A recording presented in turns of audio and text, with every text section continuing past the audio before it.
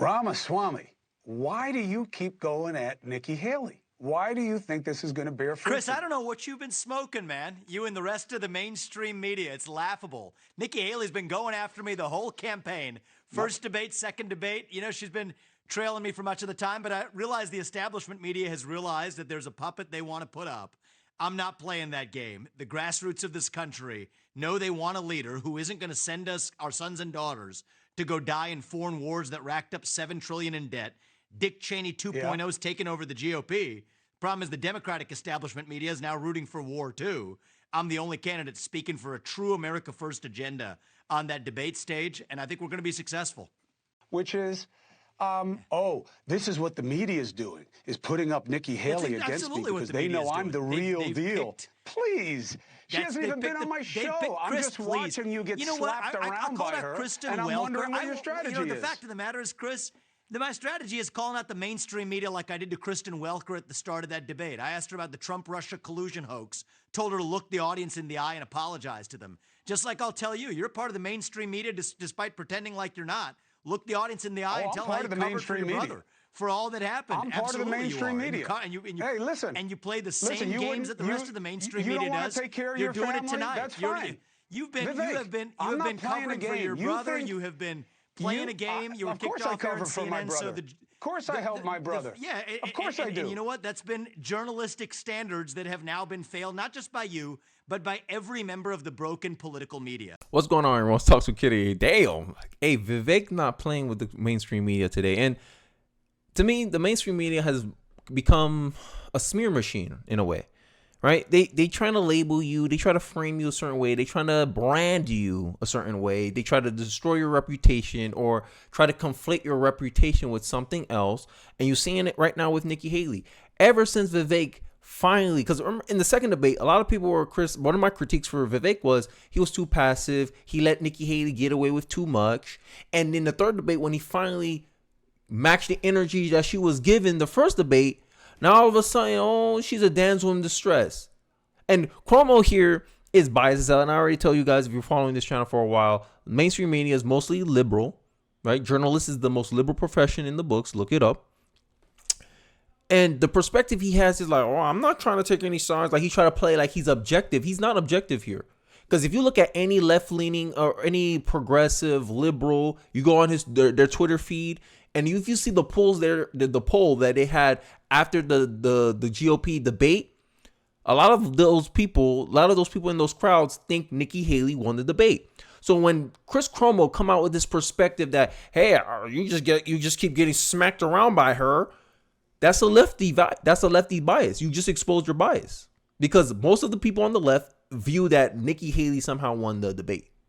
And I don't understand how people can walk away from that debate and thought or think Nikki Haley won it in any regard. Like, it's baffling to me, right? But this is identity politics. I hate identity politics. And people are using identity politics as a means to smear people who criticize them. Let's look at this next example right here in this next clip where Vivek is going to now get at CNN, and you see the same game they're playing. They're trying to frame it a certain way. They're trying to say it without saying that he's a sexist. Let's take a look. Here's what your fellow Republican Nikki Haley said about you earlier today. Just listen. What happens? He comes out of the gate. He hits the female chair of the party. He hits the female anchor on the platform, and then he hits me.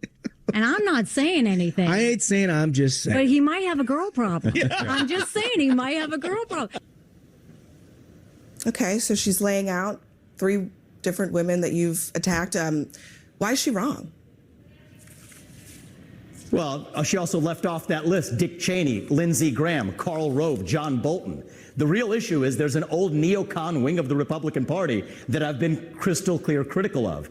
And what makes me crack up about Nikki Haley is that she claims to eschew identity politics, yet embraces it when it's convenient. So yes, Ronna McDaniel, if she's lost the last 4 elections after she took over as chairwoman of the RNC in 2017, and she lost in 2018 and 2020 and 2022 and 2023, I don't care if she's a man or woman. She deserves to be held accountable. Yeah, but why don't you? If Nikki Haley came out of the UN in debt blame President Trump for that. Excuse me. Appointed, I'm in the middle of answering your question. He appointed Ronna McDaniel to that post. These elections, I think you would agree. These elections span the leader. He's also the leader of the Republican Party. When he was president, he claims to be the leader of the Republican Party. I'm running to be the leader of the nation and the leader of the Republican Party. My question is this, and Abby, I've been on your show and others. I preach to the left crystal clear. I stand for meritocracy, the best person for the job. That's why I'm against affirmative action. Well, I can't preach that with good clarity if we're not practicing what we preach in the Republican Party itself. So is Ronna McDaniel the best qualified person to be leading the Republican Party on that record when her salary has tripled in the meantime?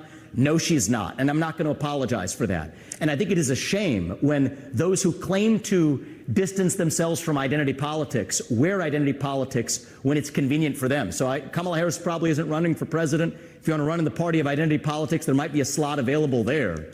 But here we're based in meritocracy, and I'm not going to apologize for that. Man or woman, skin color, it doesn't matter. Speak the truth, and we have to be willing to hold failure accountable. That's Kristen Welker and her lies that she's told about the Trump-Russia collusion. Mr. Ramaswamy, I'm going to stop you right there because I stand by it. There's no reason to bring Kristen Welker into your dispute with Ronna McDaniel. But I want you to listen to what Donald Trump said. I want you to listen to. You literally paid tape of Nikki Haley talking about Kristen Welker. Well, so I'm responding to the tape that you just played for your viewers. The question that you were answering was about your viewers. Mr. Ramaswamy, the question you were answering. The question I was answering was your about, allegation that somehow are you going to let me finish my question, or are you just talking about my statements about Kristen Welker? Are you going to let me finish my question, or are you just going to continue talking? I was asking you why you would blame Ronna McDaniel, who was going back on the appointed viewer to her tape you just played. position. She was appointed to her position by Donald Trump, the president at the time. A lot of those losses that you blame her for, a lot of the losses by the chairpersons of the RNC. A lot of the losses you blame her for happened under his watch, and you won't blame him for that. But putting that aside, Mr. Ramaswamy, just write 2020, one final 2022, thing, and 2023. One final thing. So that spans that I want to multiple ask different you about administrations. before I believe I in facts. A final. No, no, she wasn't ready. She wasn't ready.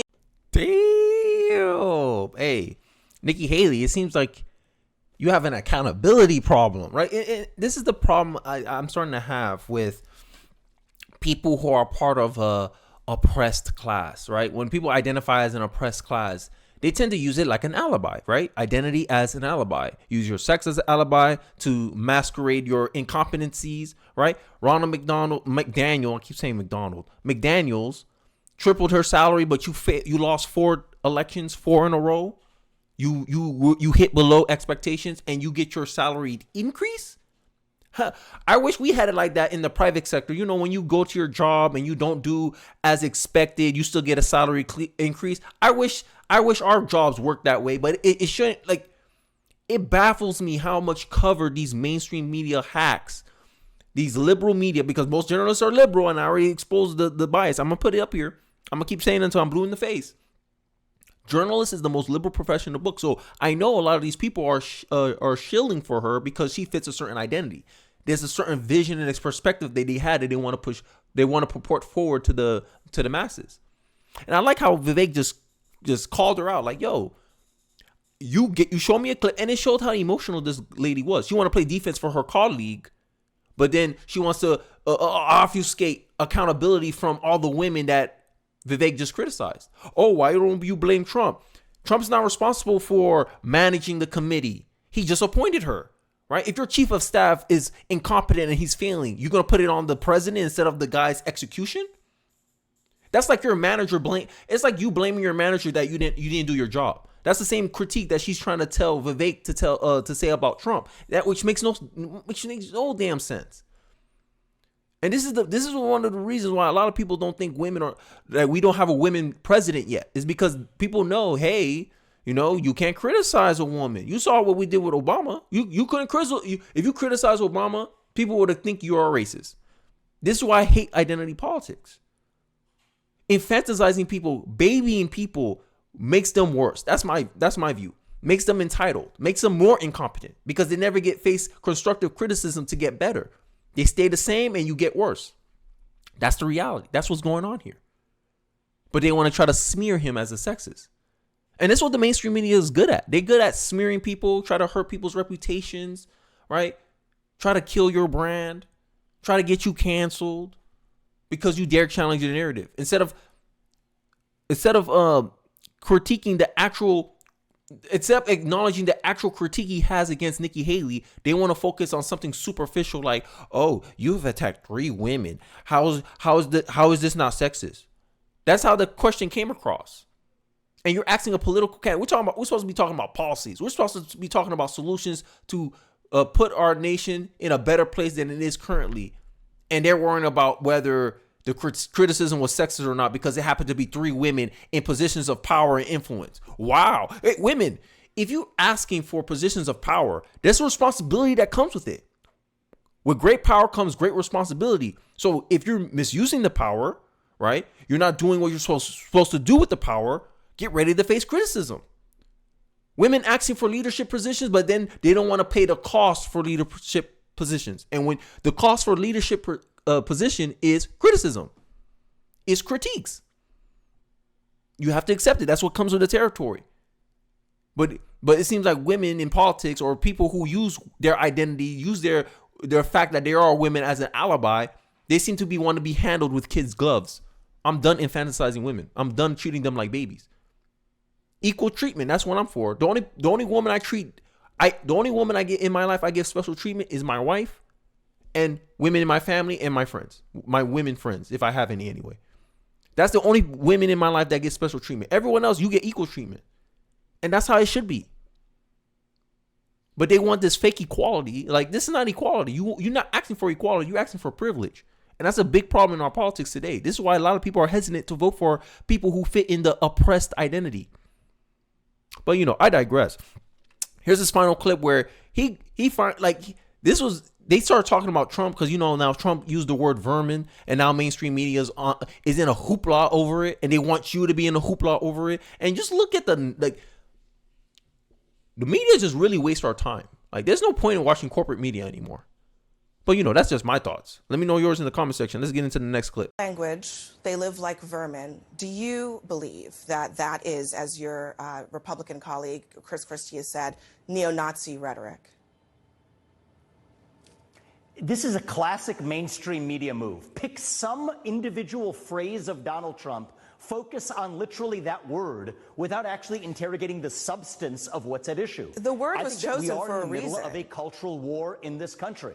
The word was chosen for a reason. It's actually describing a series of behaviors. You have Antifa and other related groups that have been burning down cities for the last 3 years in this country. Would you describe them as vermin? Wildly violating the rule of law. We have an invasion on our southern border. We have millions of people crossing our southern border. Let's talk about the substance of why we have to recognize that we're not in ordinary times. Would you use that language yourself? The vocabulary of the vermin or not is not what's important. Well, I haven't used that language. So you can look at my track record on the campaign trail. I talk about the issues. We all talk about them differently. But what I'm not going to do is play some game of focusing on some word that somebody else said without ignoring entirely the substance of what we're actually talking about. A border crisis of historic proportion. Economic stagnation we haven't seen in 50 years. A national identity crisis and a loss of national pride in the next generation that's potentially existential for this country. Let's talk about our dependence on China. Today we're actually talking about Xi Jinping, picking on Donald Trump's word vermin to talk about that status quo. You know what's vermin? What's running around San Francisco on a given day before Gavin Newsom cleaned it up on a dime to roll out the red carpet for Xi Jinping. If he could do that for Xi Jinping, he could have done it on an ordinary day, and yet we're here sitting talking not about the substance of that, but on one word that Donald Trump said in some speech in Miami. This is what's wrong with the mainstream media. Focus on the substance and let's have an actual policy debate rather than talking to a presidential candidate instead of the policy substance of what's actually going on in the country, picking on some word that Donald Trump said on a certain day and asking me for comment on it. Give me a break. Yeah, this is craziness, bro. Like, it shows you they don't really care about you. They care about what you think, though. They want to control your perception. They want to control your views. This is why they say a man who can read is forever free, because when you can go out and filter information through your own lens, through your own experience, through your own knowledge, it's harder to control you. It's harder to manipulate you. And that's what the mainstream media's job pretty much is, right? There's a correct narrative that you're supposed to believe, and there's an alternative view that you're not supposed to have, right? And I'm going to keep saying this so I'm blue in the face, but it shows their bias. Instead of focusing on what's actually more important, hey, China's visiting in San Francisco. Hey, isn't it weird that San Francisco, who was dirty, needles all over the streets, homeless people everywhere, they want to clean up their streets now, rolling out the red carpet for foreign actors. So it's like, oh, so you don't care about your own citizens, but when important people of power comes through your city, that's when you want to clean it up. That's when you want to make the house look nice. But you can't make the house look nice for the residents that's already living in here. Lipstick on a pig, right? But instead of focusing on that, no. We want to focus on Trump saying the word vermin. Bro, I heard harsher rhetoric coming from the Democratic Party, bro. When they was calling us mega extremists. When they were calling parents like me who don't agree with people teaching sexuality to 6-year-olds, 7-year-olds, 8-year-olds. You're calling us domestic terrorists. But no, mainstream media doesn't go out and talk about how, oh my God, we're condemning a whole group of people merely because they disagree with our view of what values should be given to our children. You don't hear mainstream media complaining about that. Expose their biases every day, and I'm glad that Vivek is finally had enough with this ish. He's calling them out. He's always been calling them out, but he's really trying to end mainstream media's credibility, and I think it should end a long time ago, but people are still holding on to it. Because people want to believe that, oh no, it's good news. And I'll say it's for both sides. But my argument is conservative journalists are an endangered species. There's not enough of them in the whole media industry that will be able to shift the bias enough where the right-wing bias will be a threat. It's mostly on the left. CNN, left-wing. CNBC, left-wing. BBC, left-wing. There's more left-wing news media than right-wing news media. We only got two: Daily Wire, that started off online, and Fox News. And even they're becoming more liberal. But people want to worry about, oh, both sides are becoming more radical. Both sides are falling into echo chambers. Bro, I don't see it. This is why conservatives are starting to dominate online, is because this is the only way we can speak our mind and express ourselves. Because when we go on mainstream media, we're outnumbered by the people who want a certain narrative, even if we don't agree with it. I already covered it with the Candace Owens situation going on with Ben Shapiro. It's the same issue that's going on here. But you guys let me know your thoughts in the comment section. Do you agree with me? Do you not? Do you like how Vivek is calling out these clowns into their face and destroying their little smear campaign that they're trying to do to him and Trump?